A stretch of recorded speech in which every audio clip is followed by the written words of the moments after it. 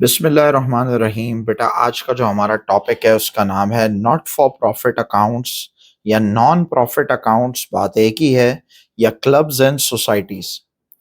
Clubs and societies या not for profit बेटा एक ऐसा इदारा होता है जिसको बनाने का मकसद पैसा कमाना नहीं है। इसका मकसद कुछ नॉन फाइनेंशियल ऑब्जेक्टिव्स अचीव करना है। जैसे हेल्थ केयर में हम कोई काम करना चाह रहे हैं, लोगों की फलाह बहबूद के लिए कोई काम करना चाह रहे हैं। जैसे शौकत खानम कैंसर हॉस्पिटल जो बनाया है इमरान खान साहब ने, वो इसलिए नहीं बनाया कि उससे वो पैसा कमाएंगे, बल्कि इसलिए बनाया कि भाई लोगों का जो है मुफ्त में इलाज किया जाएगा। ऐसे ही बहुत सारे चैरिटी हॉस्पिटल्स हैं, फाउंडेशंस हैं। ऐसे ही जैसे इंडस हॉस्पिटल है, जैसे चैरिटीज़ हैं, सैलानी वेलफेयर है, या कराची क्लब है, या जिम खाना है। तो ये सारे नॉट फॉर प्रॉफिट्स कहलाते हैं, क्लब्स कहलाते हैं, सोसाइटीज़। अब ये कोई स्पेसिफिक इंटरेस्ट के लिए हो सकते हैं, जैसे स्पोर्ट्स को प्रमोट करने के लिए कोई फुटबॉल क्लब है, कोई क्रिकेट क्लब है। सही, क्रिकेट को प्रमोट करने के लिए, कोई म्यूजिक को प्रमोट करने के लिए कोई म्यूजिकल जो है वो बन सकते हैं क्लब। और इसी तरीके से जो है वो किसी भी स्पोर्ट को या किसी भी जो है वो कल्चर को प्रमोट करने के लिए, या किसी एक डिसएडवांटेज जो ग्रुप है सोसाइटी का, उसको फायदा पहुंचाने के लिए ये क्लब्स एंड सोसाइटीज बनाई जाती हैं।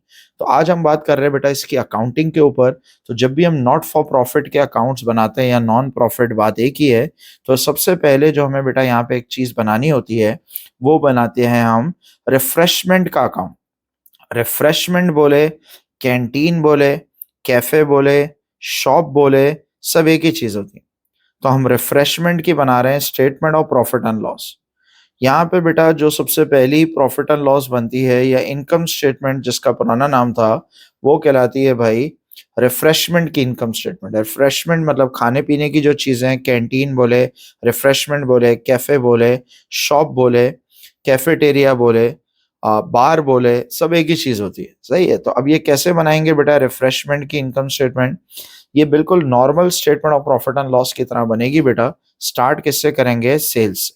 सेल्स किसकी आएगी बेटा? सिर्फ रिफ्रेशमेंट की सेल्स आएगी, कैफे या शॉप की आएगी। इसके अलावा अगर कोई सेल्स है तो यहाँ पे नहीं आती। नॉर्मली सिर्फ एक ही सेल्स होती है यहाँ पे, कैफे की या शॉप की। अब सेल्स जो है वो हमें बता देगा क्रेडिट है या कैश है। ज्यादातर यहाँ पे कैश सेल होती है बेटा, क्रेडिट सेल नहीं होती, क्योंकि समोसे उधार पे नहीं मिलेंगे। समोसे खरीदने के लिए आपको कैश देना है। तो ये कैश सेल है, ये इनकी क्या है, टोटल सेल है। और अगर क्रेडिट सेल्स भी होती तो क्रेडिट और कैश दोनों को ऐड कर देते तो आ जाती टोटल सेल। सेल्स रिटर्न भी नॉर्मली यहाँ पे नहीं होती। एक बार समोसा आपने ले लिया तो वापस नहीं होगा। सही, इसलिए हम सेल्स रिटर्न भी यहाँ नहीं लिख रहे। सेल्स के बाद क्या आ जाता है sir? Cost of sales. Cost of sales का क्या मतलब है सर? जो हमने गुड्स बेची वो हमें कितने की पड़ी। कैसे आती है सर? आपको पता है सबसे पहले ओपनिंग इन्वेंट्री। लेकिन अगर पहला साल है कैफे बनाया हुआ या क्लब बनाया हुआ, तो पहले साल में ओपनिंग इन्वेंट्री नहीं होगी। ओपनिंग के बाद ऐड करेंगे परचेजेस। जो नया स्टॉक खरीदा हुआ ऐड हो जाएगा। अगेन चाहे क्रेडिट परचेज हो या कैश परचेज हो, यहाँ पे टोटल परचेज आती है। सही। फिर परचेज के बाद क्या आती है सर? Closing inventory. जो इन्वेंट्री बच गई वो कब बेचेंगे सर? अगले सेशन में, अगले साल। एक्वाफीना की अगर कोई बॉटल्स बच गई, पेप्सी की बॉटल्स या कैन बच गए, सही, या चिप्स बच गए, पैकेट जो होते हैं पैकेट वाले बिस्किट्स बच गए, तो वो कब बेचेंगे? अगले सेशन में। तो ये हमारे पास क्लोजिंग इन्वेंट्री बन जाएगी। तो क्या आ जाएगा? Cost of sale. Cost of sale बेटा आपको पता है नॉर्मली दो दफा लिखते हैं, एक हेडिंग के तौर पे और एक फाइनल आंसर के सामने। सेल्स में से बेटा जब हम कॉस्ट ऑफ सेल माइनस करते हैं तो क्या आ जाता है? Gross profit. यहाँ पे बेटा ग्रॉस प्रॉफिट हम उस वक्त लिखेंगे जब सवाल में कोई एक्सपेंसेस दिए हुए हों, कैफे के या शॉप के या रिफ्रेशमेंट के। अगर कोई एक्सपेंसेस ऐसे नहीं दिए हुए जो बताए वो रिफ्रेशमेंट से रिलेटेड एक्सपेंसेस हैं या कैफे के एक्सपेंसेस हैं, ना बोले, तो फिर हम ग्रॉस प्रॉफिट नहीं लिखेंगे। डायरेक्टली फाइनल आंसर आ जाएगा refreshment profit for the year या लॉस फॉर द ईयर। लेकिन कुछ सवालों में या ज्यादातर सवालों में कैफे के या रिफ्रेशमेंट के एक्सपेंसेस भी दिए होते हैं, वो भी हम लिखेंगे। लेकिन यहाँ सिर्फ कौन से एक्सपेंसेस आएंगे? जो रिफ्रेशमेंट से रिलेटेड है। अगर वो बोले क्लब के एक्सपेंसेस हैं तो वो यहाँ पे नहीं आएंगे। यहाँ से वो एक्सपेंसेस आएंगे बेटा जो कैफे या कैंटीन या रिफ्रेशमेंट से रिलेटेड है। जैसे कि क्या एक्सपेंस आ सकता है? रेंट। अब रेंट तो ओवरऑल दिया होगा, वो हमें बता देगा बेटा कि इतना परसेंट रेंट किससे रिलेट करता है? कैफे से। तो अगर 30% रेंट कैफे का है तो यहाँ सिर्फ 30% आएगा और बाकी 70% यहाँ नहीं आएगा। वो हम दूसरी एक बनाएंगे इनकम स्टेटमेंट, वहां पे लिखेंगे। वो जो दूसरी इनकम स्टेटमेंट बनाएंगे ये ओवरऑल हम जो है वो क्लब की बनाएंगे। रेंट के बाद बेटा यहाँ डिप्रिसिएशन आ सकती है। डिप्रिसिएशन कौन से एसेट्स की आएगी बेटा? उन एसेट्स की आएगी जो कैफे या रिफ्रेशमेंट से रिलेटेड एसेट है। कैंटीन में अगर कोई माइक्रोवेव ओवन यूज हो रहा है, कोई ग्रिलर यूज हो रहा है, सही है, या कैंटीन का कोई फर्नीचर है, फिक्सचर है, तो उसकी डिप्रिसिएशन ही आएगी। सही है। और आपको पता है डिप्रिसिएशन के लिए अगर कोई मेथड वगैरह ना दिया हुआ हो, स्ट्रेट लाइन या रिड्यूसिंग कुछ ना बोले, लाइफ वगैरह कुछ भी ना दी हुई हो, तो फिर हम यहाँ यूज करते हैं रीवैल्यूएशन मेथड। सही, आपने पहले पढ़ा था OADC वाला मेथड होता है, opening plus addition minus disposal minus closing. बेटा सारे एक्सपेंसेस जो कैफे के वो ऐड कर लेंगे, ग्रॉस प्रॉफिट में से कैफे के एक्सपेंसेस माइनस करेंगे तो ये कैफे का प्रॉफिट आ जाएगा। तो इसको प्रॉफिट फॉर द ईयर हम लिखेंगे, लेकिन उससे पहले लिख देंगे रिफ्रेशमेंट या कैफे या शॉप। सही है, refreshment profit for the year या cafe profit for the year या shop profit for the year. तो सर ये किसका प्रॉफिट आ गया? ये आ गया शॉप का। तो बेटा इसमें हर चीज हमने शॉप की लिखनी है, शॉप के अलावा यहाँ पे कोई चीज नहीं लिखनी। इसमें बेटा एक और पॉइंट है वो जरा समझ लें।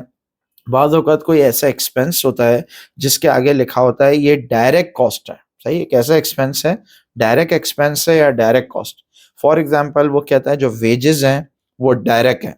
तो बेटा किसी भी एक्सपेंस के आगे क्लब के अंदर लिखा हो ये डायरेक्ट है, तो वह एक्सपेंस बेटा यहाँ चार्ज नहीं होगा ग्रॉस प्रॉफिट के बाद, बल्कि वो एक्सपेंस कहाँ चार्ज होगा बेटा? फिर वो कॉस्ट ऑफ सेल्स में ही ऐड हो जाएगा। कहाँ ऐड हो जाएगा बेटा? कॉस्ट ऑफ सेल्स में।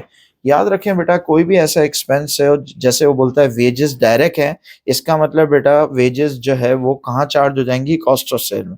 कहाँ चार्ज करेंगे? पहले opening add purchase less closing करेंगे, तो ये वाली जो वैल्यू आएगी उसको यहाँ लिखेंगे, लेकिन ये कॉस्ट ऑफ सेल नहीं होगी। फिर इसमें डायरेक्ट वेजेस भी ऐड कर लेंगे, फिर जो ओवरऑल आएगी वो आएगी कॉस्ट ऑफ सेल। सही, इसकी ऐसी मिसाल हो सकती है बेटा कि हमारे पास एक कैंटीन है, कैफे है, उसमें हम जो है वो एक पिज्जा बना रहे हैं। सही है। अब पिज्जा बनाने में जितने इंग्रेडिएंट्स लगे वो तो हमारी कॉस्ट ऑफ सेल में आएगा, लेकिन फॉर एग्जांपल हमने पिज्जा बनाने के लिए एक शेफ रखा हुआ है, सही है, जिसका नाम है मामू पिज्जा। सही है ना, बहुत मशहूर है मामू पिज्जा फॉर एग्जांपल। तो अब वो मामू पिज्जा क्या कह रहा है कि भाई मैं फिक्स सैलरी नहीं लूंगा। वो कहता है भाई जितने पिज्जा मुझसे बनवाओगे हर पिज्जा पे मैं फॉर एग्जांपल अपने पैसे लूंगा, अपनी मेकिंग कॉस्ट लूंगा 200 रुपए पर पिज्जा, फॉर एग्जांपल पर लार्ज पिज्जा। तो हमने डील कर ली मामू पिज्जा से, भाई मामू जितने पिज्जा बनाओगे आप, सही है, उतने हम 200 रुपए के हिसाब से पैसे देंगे। फॉर एग्जाम्पल अगर उसने 100 पिज्जा बनाए तो 100 × 200 जो भी आ रहा है 20,000, वो आ जाएगी डायरेक्ट वेजेस। सही है। तो वो फिर बेटा वेजेस अगर डायरेक्ट है तो वो यहाँ कॉस्ट ऑफ सेल में चार्ज होगी। सही है। इसका मतलब जितने पिज्जा ज्यादा बनाएगा मामू पिज्जा, सही है, उतने उसको वेजेस ज्यादा देनी पड़ेगी। बस याद रखें बेटा अगर कोई भी एक्सपेंस के आगे बोले वो डायरेक्ट है तो उसको ग्रॉस प्रॉफिट के बाद नहीं चार्ज करना एक्सपेंसेस में, बल्कि ग्रॉस प्रॉफिट से पहले यहाँ पे जो कॉस्ट ऑफ सेल आ रही होगी उसी में ऐड कर देंगे, तो उससे हमारी कॉस्ट बढ़ जाएगी। सही है। और फिर उसको एक्सपेंस में लिखने की जरूरत नहीं। तो बेटा ये हमने बना ली कैफे की profit and loss. Next lesson में हम देखेंगे बेटा जो क्लब है उसकी जो ओवरऑल प्रॉफिट एंड लॉस बनेगी वो कैसे बनेगी, और जो क्लब की प्रॉफिट एंड लॉस होती है उसका नाम होता है इनकम एंड एक्सपेंडिचर अकाउंट।